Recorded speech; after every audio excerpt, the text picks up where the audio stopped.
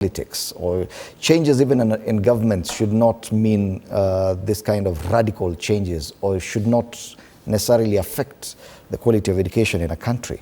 Are we saying that probably it was not right for this administration to effect so many radical changes, especially probably in the university funding model, now that the transition to CBC, which did not start with this administration but has proven quite tasking?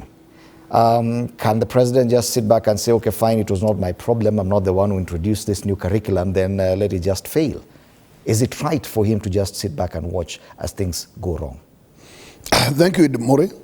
Allow me to salute viewers wherever they are watching us this morning.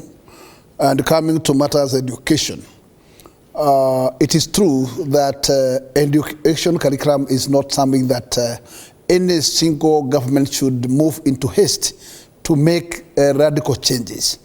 This is purely because once you migrate from a particular curriculum to another without giving it enough time, then it tells you that that haste may cost you.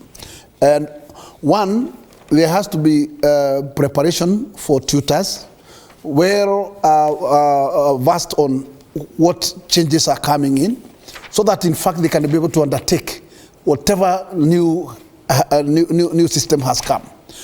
Number two, you must be also ready with what we call facilities. You must have those infrastructures ready to adopt the new system.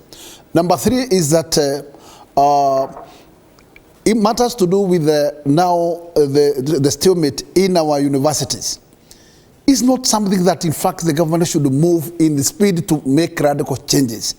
One, the system that we have been using there before, even though it has hitches, then you need to learn from those small hitches and make slight amendments, because the system has been working.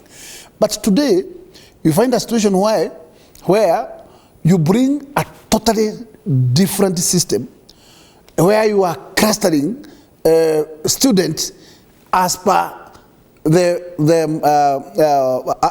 per the capacities of their parents economically. This measure, to me, is totally out of space, because what it will do, it will totally lock out many.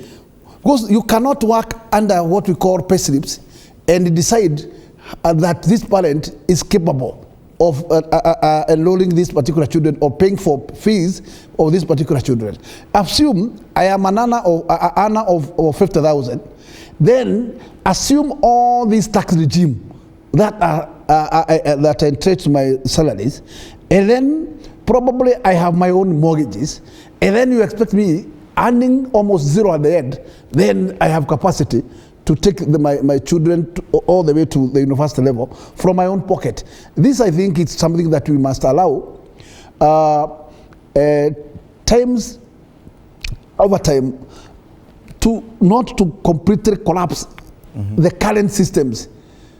Give them time, study them, because once we migrate immediately, they totally will bring chaos to the system. And I can tell you for sure, we have not gotten it right to the migration from the previous primary system to the current.